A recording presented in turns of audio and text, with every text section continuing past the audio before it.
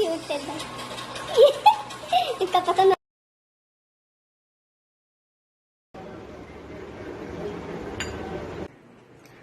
Hello everyone, welcome back to our channel. मेरी पूरी cookie spot family, आप सभी कैसे हैं? आशा करती हूँ आप सभी एकदम स्वस्थ हो और अपने घरों में सुरक्षित हो। आज डेट है 10 सितंबर और इस टाइम पर सुबह के 9:30 बज रहे हैं और 9:30 बजे मौसम खुला खुला सा है और मेरा और शुभम का नाश्ता हो चुका है। हस्बैंड बाहर गए हुए हैं इसलिए उनका ड्यूटी नहीं थी, तो टिफिन का भी सुबह कुछ खाने का नहीं था प्रोग्राम। और मैं और शुभम, जब वही होता है ना, घर में 2 लोग रहो तो नाश्ता सीधे बन गया, खाना आराम से बनेगा। सुबह मैं उठी थी जल्दी और हाँ अभी वही 9:30 बज रहे हैं ना। सुबह जल्दी उठी थी मैं और सब झाड़ू लगा दी है, पूरा घर साफ हो गया और नहाना हो गया। और बालकनी में मैंने कुछ प्लांट्स लगाए हुए हैं जिसमें से ये जासवंती का है और इसमें 2 छोटे छोटे से फूल देख के बहुत अच्छा लग रहा है। तो पहले तो मैं फूल लेकर के जा रही हूँ मंदिर में पूजा करने और उसके बाद आगे मैं क्या बनाऊंगी। श्री गणेशाय नमः। नारद उवाच प्रणम्य शिरसा देवं गौरीपुत्रं विनायकं भक्तावासं स्मरे नित्यं आयुः कामार्थ सिद्धये। प्रथमं वक्रतुण्डं च एकदन्तं द्वितीयकं तृतीयं कृष्णपिङ्गाक्षं गजवक्त्रं चतुर्थकं लम्बोदरं पंचमं च षष्ठं विकटमेव च सप्तम विघ्नराजेन्द्रं धूम्रवर्ण तथाष्टकं नवम भालचन्द्रं च दशम तु विनायकम् एकादशं गणपति द्वादशं तु गजाननं द्वादशतानि नामानि त्रिसन्ध्या न पठेन् नरः न च विघ्नभयं तस्य सर्वसिद्धिकरं प्रभु। विद्यार्थी लभते विद्यां धनार्थी लभते धनं पुत्रार्थी लभते पुत्रान् मोक्षार्थी लभते गतिं जपेत् गणपति स्तोत्रं षड्भिर्मानसे लभं फलं लभेत् संवत्सरेण सिद्धिं च लभते नात्र संशयः। अष्टभ्यो ब्राह्मणेश्च लिखित्वा यः समर्पयेत् तस्य विद्या भवेत् सर्वा गणेशस्य प्रसादता। इति श्री नारद पुराणे संकटनाशनम श्री गणेश स्तोत्र संपूर्णम। शुभी कोटा गई है और गुप्ता जी शुभी को छोड़ने गए हैं कोटा, इसलिए दोनों लोग घर पर नहीं हैं और मैं और शुभम हैं। तो कल ही गए हैं वो लोग, जिस दिन मेरी हरतालिका तीज पूजा थी। सुबह सुबह निकले थे वो लोग और मैंने बनाई थी इडली कल रात, तो मैं और शुभम ही थे। अब 2 लोगों में वही होता है, इडली बच गई तो मैंने फिर फ्राई कर ली नाश्ते के लिए, हम दोनों का हो गया।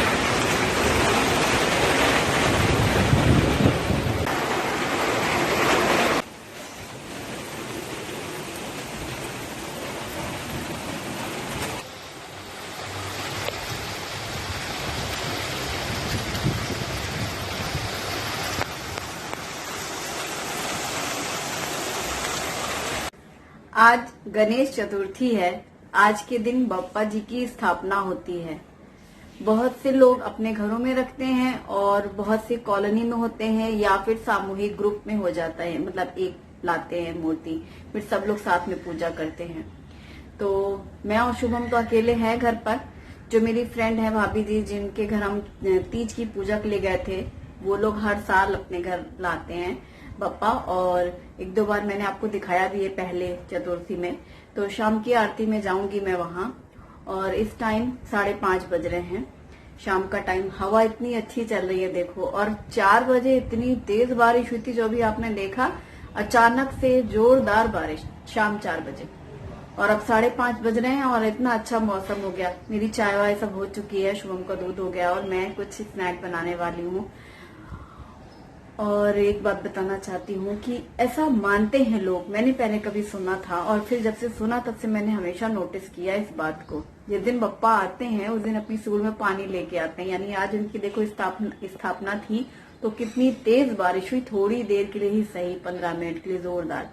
ठीक इसी तरीके से जिस दिन विसर्जन होता है बप्पा का उस दिन भी जोरदार बारिश होती है। Last year before last year जब मम्मी मेरे पास आई थी और हमने सत्यनारायण पूजा की थी। वो हमारा आखिरी था विदाई का गणपति का। तो उस टाइम जब हम लोग विसर्जन के लिए गए थे, कितनी बारिश थी, वो शायद मैंने आपके साथ शेयर भी किया था 2 साल पहले ना। और पिछले साल हम लाए नहीं थे और इस बार भी ऐसे ही। तो मैं दिखाऊंगी कि मेरी जो फ्रेंड है उनके घर में आरती कैसे होती है। और जो मानना है कि बप्पा आते हैं, सूंड में पानी लाते हैं और जाते हैं, तो सूंड में पानी लेकर के छोड़ के जाते हैं। तो ये भी देखेंगे हम लोग विसर्जन वाले दिन। चलिए शुरू करती हूँ मैं कि अब क्या बनाऊंगी। चाय वाय तो देखो हो ही चुकी है, 5:30 बज रहे हैं घड़ी में। और ये सब मैंने दूध का बर्तन सब धो के रखा है चाय पीने के बाद। और किचन आज ऐसी अधूरे अधूरे चलते हैं। जब 2 लोग रहते हैं ना घर में, बच्चे हैं और हमें, तो फिर हमेशा ही ऐसा मेरा हाल है, सूझता ही नहीं कि बनाओ क्या क्या करो। तो अभी 5:30 बज रहे हैं, 10 मिनट तो हमारी घड़ी आगे ही है। और 7 बजे मेरी जो फ्रेंड हैं चौहान भाभी, उनके घर आरती होगी, तो मैं आरती के लिए जाऊंगी, इसलिए मैं फटाफट से अभी काम शुरू कर रही हूँ। ये मैंने 2 कप के करीब मैदा लिया है थाली में, और इसमें नमक डाला है स्वाद के अनुसार। साथ में 1 छोटी चम्मच डाली है अजवाइन। तो जितने भी स्नैक्स बनते हैं मैदे वाले, उनमें नमक, अजवाइन और तेल जरूरी है मोयन के लिए। तो 2 कप है अगर ये मैदा, तो करीब 1/4 कप के करीब ऑयल डल गया होगा इसमें। लेकिन सबसे अच्छी मतलब खास बात होती है कि जब आप तेल डालें और नमक और अजवाइन, ये जो चीजें मिक्स की हैं, हाथों से अच्छे से मिक्स करना है। मतलब मैदा जितनी भी है ना, पूरे में तेल मिक्स होना चाहिए। तो इस तरीके से बंध रहा है लड्डू जैसा, एकदम जैसे मुट्ठी पकड़े और टाइट कर लें। तो ये अब इसके बाद पानी के छींटे लगा करके आटा तैयार करना है। आटा बहुत ढीला नहीं होना चाहिए और बहुत ज्यादा जैसे सख्त भी मैंने नहीं रखा है। जैसे नॉर्मली हम लोग पूरियों के लिए आटा रखते हैं वैसा ही किया है। तो बस इस तरीके से जब पूरा आटा गुथ गया है, तो भी 1-2 मिनट थाली में ही उसको अच्छे से मसल के चिकना कर लिया है। मोयन के लिए सबसे ज्यादा जरूरी है पहले सूखे मैदे में, आटे में मोयन, घी, तेल जो भी डाला है आपने वो मिक्स हो जाए। अब उसे मैंने ढक के रखा है और यहाँ पर 2 बड़े साइज के आलू उबले हुए, उनका छिलका निकाल के मैश किया है। 1 प्याज ली है छोटी सी और 2 आलू हैं। हरी मिर्ची, अदरक, धनिया सब साइड में रखा। अब कढ़ाई में ऐसे 2-3 चम्मच जितना तेल डाला है, बहुत कम ही तेल चाहिए। और जीरा डाला है, सौंफ डाला है, आधा चम्मच जीरा सौंफ डालने के बाद कटी हुई हरी मिर्ची डाली है 1 चम्मच, और 1 प्याज बारीक कटी हुई डाली है। अब प्याज डाल करके भून लेंगे, हरी मिर्ची और प्याज। और प्याज भुनने के बाद अदरक 1 चम्मच कद्दूकस किया हुआ डाला है। ये पेस्ट जैसा रहता है तो मिक्स हो जाता है पूरे में। और चुटकी भर हींग डाली है। वैसे समोसे का जो मैं आलू बनाती हूँ, यूपी स्टाइल समोसा, पहले भी मैं शेयर कर चुकी हूँ। प्याज मैंने कभी नहीं डाला, आज डाल रही हूँ मैं इस स्नैक के लिए। और इसमें मैंने डाला है उबले हुए आलू मैश करके। अब आलू डाल करके भी मिक्स कर लेंगे। प्याज को मैंने बहुत ज्यादा ऐसे डार्क करने की कोशिश नहीं की, बस कलर चेंज हुआ है, फ्राई सी हुई प्याज। और बस अदरक और हींग के बाद ये मैंने डाला है भुने जीरे और सौंफ का पाउडर। इसमें पाउडर है जीरा और सौंफ का। और ये है आमचूर पाउडर। आप चाट मसाले का यूज भी कर सकते हैं। हल्का सा खट्टापन के लिए मैंने थोड़ी सी आमचूर पाउडर डाली है और लाल मिर्ची डाली है और थोड़ा सा गरम मसाला, धनिया पाउडर और हल्दी, ये 2 चीजों का यूज मैंने नहीं किया है। और अब नमक डाला है स्वाद के अनुसार। जो आलू और प्याज हैं सबको डाल के मिक्स कर लिया है। और ये जो आलू का मसाला बना था बहुत ज्यादा टेस्टी, जरूरत से ज्यादा टेस्टी। जो कोई चीज होती है ना एक्सट्रीम, वैसा टेस्टी था। कुछ कभी कभी ऐसे थोड़ी सी चीज बनती है ना, क्वांटिटी कम होती है और जल्दबाजी में बनती है, तो उन चीजों का स्वाद कुछ अलग ही रहता है, याद रहने वाला। और अब मैंने कटा हुआ धनिया पत्ता डाला है और मिक्स कर दिया है। मतलब जितनी भी चीजें मैंने अभी यूज की थी, जैसे आमचूर है, जीरा पाउडर है, या प्याज, धनिया, अदरक, हींग, हर चीज का टेस्ट प्रॉपर आ रहा था खाते वक्त। अब इतनी देर में ये हमारा जो आटा है वो सेट हो चुका है। इसे मैं एक बार अच्छे से फिर से मसल रही हूँ थाली में। ये जो आटा है ये मैंने थोड़ा ज्यादा ही रखा है, देख के ही लग रहा है ना कि ये तो ज्यादा ही आलू के हिसाब से, क्योंकि मैं 2 स्नैक्स तैयार करूंगी। अब मैंने रोटियों वाली जैसे बॉल्स बनाती हूँ ना, उस साइज का मैंने, उससे थोड़ा बड़ा है रोटी जो मैं बनाती हूँ उससे थोड़ी बड़ी बॉल बनाई है। एक्चुअली जो हमें इसके लिए चपाती बनानी है तो बड़ी साइज की बनानी है चपाती। तो ये जो मेरा चकला है, ये पूरा जितना चकला दिख रहा है ना, इस साइज का मैंने बेला है पूरा बराबर से। अब यहाँ पर ये एक सिलेंडर जैसा आलू का मसाला लगाया है नीचे की ओर। इसे नीचे से ऊपर की ओर फोल्ड कर लेंगे, हाफ फोल्ड जैसे गुजिया में होता है नॉर्मली, लेकिन ये लंबा बनेगा सिलेंडर जैसे। तो लास्ट के कॉर्नर है उन्हें स्टिक कर लेंगे, और जो ऊपर की फोल्ड की है अभी हमने, इसको भी अच्छे से दबा लेंगे। अभी मैं इसे, हाँ ये दिखाती हूँ इस तरीके से। और जो हाफ पोर्शन है मैदे का, उसमें इस तरीके से नाइफ की हेल्प से कट के निशान लगाने हैं, लेकिन एंड तक नहीं लगाने हैं। लास्ट वाली जो बॉर्डर है मैदे की चपाती की, वो पैक्ड ही होनी चाहिए, मतलब बीच में से सिर्फ कट के निशान लगाए हाफ में। अब इसे ऐसे रोल कर देते हैं, तो ये जो कटिंग स्ट्रिप्स आई है ना मैदे की, पट्टियां पट्टियां, वो बहुत सुंदर दिखती हैं, बाहर से दिखती हैं और अंदर से एक मैदे की पूरी लेयर लगी है। अब जो ये एंड है ना लास्ट वाला, इन दोनों को आपस में अच्छे से स्टिक करना होता है। तो इस तरीके से आप एडजस्ट कर लो, उसको अंदर डाल दो, एक के अंदर दूसरे वाले को, और फिर ऐसे पैक कर दो। तो ये बन गया हमारा रिंग समोसा। और ये बहुत हैवी है, आप देख ही रहे हो, मतलब अच्छा खासा पेट भर सकता है जैसे 2 लोग हैं, अब हम चाहे आलू की सब्जी रोटी खा लेते, चाहे हम पराठे खा लेते आलू के। अब शुभम को ये सब चीजें पसंद है, और आपके साथ रेसिपी भी शेयर करनी थी, तो मैंने सोचा चलो यही बना लेते हैं। और ये देखो आलू भी है, तो देखो 2 पराठे के जितने आलू भरने होंगे उतना इसमें एक में लग रहा है। अच्छे से लंबा लंबा करना है, फिर इसको हाफ फोल्ड करना है, मैं दूसरी बार दिखा रही हूँ। लास्ट में अच्छे से स्टिक करना, वो जो लास्ट वाला जो मैंने फोल्ड किया वहां से भी और कॉर्नर से भी पूरा ये ऐसे अच्छे से पैक कर लिया। पैक करने के बाद फिर नाइफ से कट करना है, निशान लगाना है, और फिर इसे रोल कर देना है। ये कट के निशान लगे। और एक और खास बात, आप पतली पतली पट्टियां काटिएगा, उससे क्या होता है उसका शेप और लुक और सुंदर आएगा, ज्यादा सी स्ट्रिप्स दिखेंगी, क्योंकि कट करने के बाद जब हम फोल्ड करते हैं और फिर उसको हम ऐसे वापस यहाँ ले आते हैं, टर्न करते हैं, तो वो फैलती हैं, मतलब स्पेस दिखता है ना बीच का जो गैप है। तो मीडियम पतली, बहुत पतली पतली भी नहीं, जैसे मठरी काटते हैं ना हम लोग, इस टाइप का थोड़ा सा और पतला रखना आप, तो बहुत सुंदर शेप आएगा और ऐसे पैक हो जाने हैं। तो हम लोगों के लिए 4 ही काफी है, 2-2 में ही तो पेट भर जाना है, इसलिए जितना आलू है इतना ही मैं बना ले रही हूँ।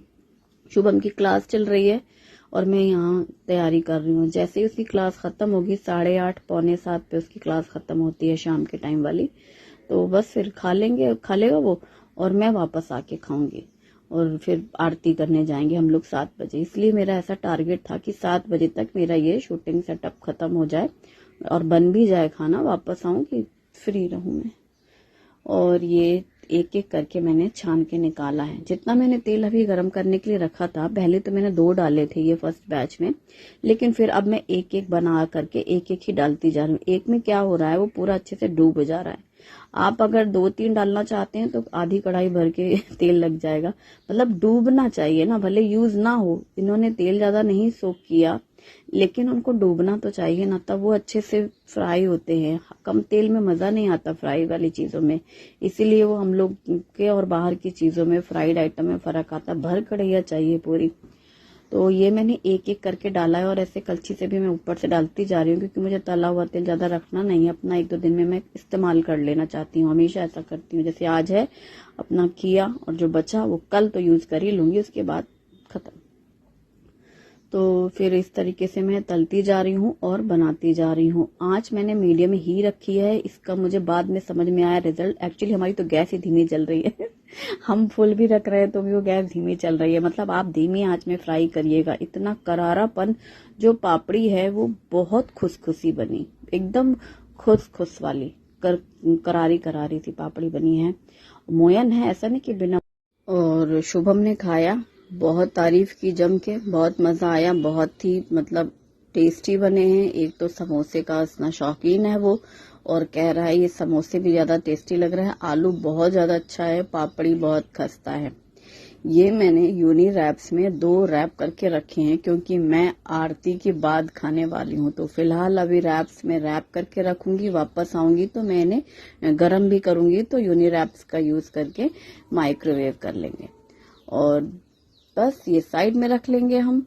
और ये जो मैदा बची है इसके मैंने 4 बॉल्स किए हैं और इनको मतलब काउंटर टॉप तो वैसे भी क्लीन ही था, अभी फिर से मैंने इसको क्लीन किया और फिर अच्छे से फैला दिया क्योंकि मैं जल्दी जल्दी 7 के पहले खत्म करना चाह रही हूँ। वैसे चकले में रखना होता तो मुझे 5 बॉल बनानी होती।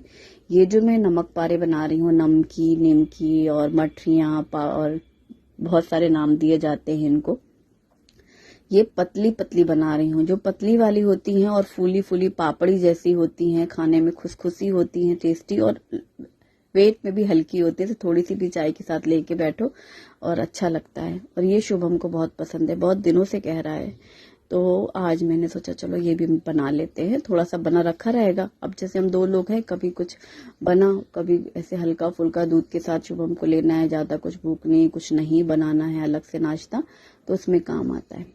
अब मैंने इसमें एक कटोरी में थोड़ी सी लाल मिर्ची पाउडर, भुने जीरे वाला पाउडर, सौंफ वाला मिक्स और आमचूर पाउडर और साथ में नमक, ये 4 चीजें ली हैं, यानी कि नमक, आमचूर पाउडर, लाल मिर्ची और जीरा पाउडर, इन चारों को मिक्स कर लेंगे। और ये जो अभी मैंने गर्मा गर्म मठरियां बनाई हैं, इनमें हल्का सा ऑयल का जो बाहर कोटिंग रहती है ना, इस टाइम पे ये डाल देंगे, तो आपको एक्स्ट्रा तेल डालने की जरूरत नहीं है। और ये पूरा मसाला उसमें चिपक जाता है, जितना उसे चिपकना होगा ना उसमें लग जाएगा तेल ऊपर जो होगा। और इस तरीके से उसको मिक्स कर रही हूँ। बहुत खस्ता पापड़ी है और ये पूरा मिक्स करके साइड में रख देंगे क्योंकि अभी ये गर्म है। ठंडा होने के बाद मैं इनको कंटेनर में भर के रखूंगी। थोड़ी सी मैदे में भी ढेर सारी बन जाती हैं। अब 1 हफ्ते के लिए थोड़ा सा नाश्ते के लिए आराम हो जाएगा। और दूध भी मैं बाद में बॉईल करूंगी, पैकेट आ चुके हैं। अब मैं जा रही हूँ आरती के लिए। और ओम गं गणपतये नमः। ओम गं गणपतये नमः। ओम गं गणपतये नमः। सर्वांगी सुंदर उषे जय देव जय देव जय मंगल मूर्ति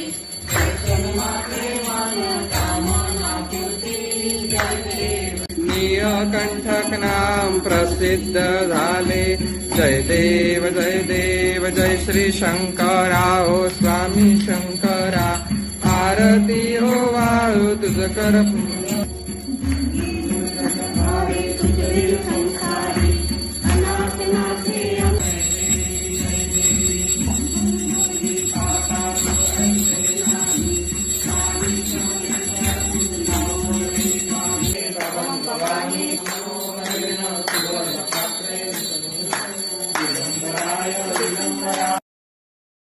और आरती हो गई। और अब आरती के बाद मैं आपको दर्शन करा रही हूँ।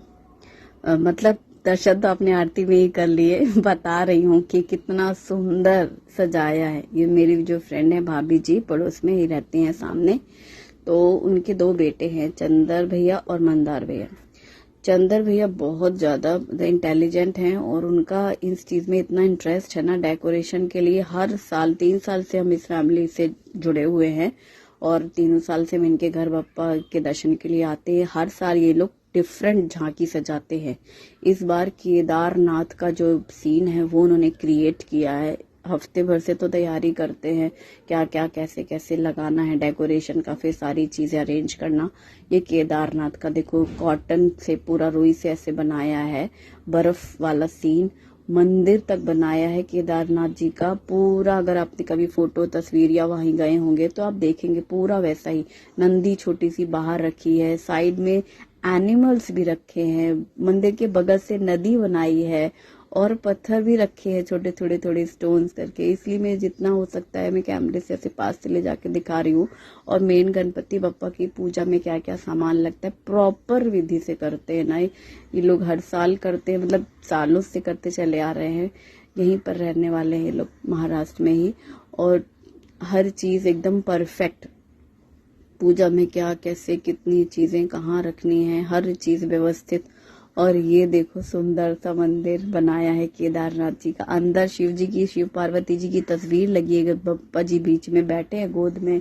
वो फोटो इस होल से दिख रही है जो गेट दिखाया है। ऊपर डमरू बनाया है और नंदी छोटी सी बड़ी प्यारी सी रखी है। साइड में जो नदी जैसा बहाव दिया है वो भी बहुत सुंदर सा है। और फूल पत्ते ऐसे, और उनका उंदीर रखा है, गणपति जी का चूहा, और कलश स्थापना करते हैं।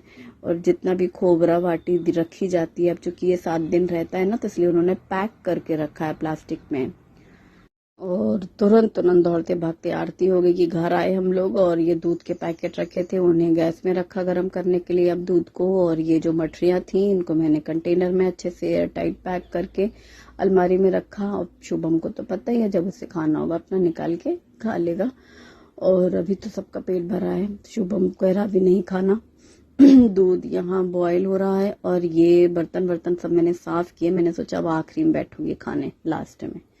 तो ये जो मैंने रैप में रखे हुए थे, हालांकि ये अच्छे गुनगुने हैं और बिल्कुल करारे हैं, लेकिन मैं इनको माइक्रोवेव कर ले रही हूँ। बस माइक्रोवेव में ये रखा मैंने यूनी रैप्स में अपने समोसे, और गर्म हो जाएंगे तो खाने में मज़ा और भी ज़्यादा आएगा। अंदर आलू गर्म हो जाए ना मेन ये, और बस बहुत ही ज़्यादा टेस्टी। अब मैं ज़्यादा तारीफ करूँगी तो कुछ लोगों को लगता है तुम कितना तारीफ करती हो, खुद ही बनाती हो, खुद ही खाती हो और इतनी तारीफ करती हो।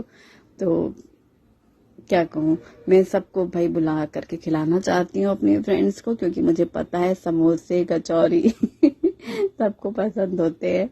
और खासकर जब घर का बना हो, और इतनी तारीफ कर रखी है अभिलाषा ने तो। बस शुभी को तो समोसा इतना खास पसंद नहीं है, लेकिन आज उसकी कमी लग रही है। सारा दिन घर खाली खाली, कल भी वैसे ही था, आज भी ऐसे ही है दिन, लेकिन बीत गया। बाय, थैंक यू, कल फिर मिलेंगे।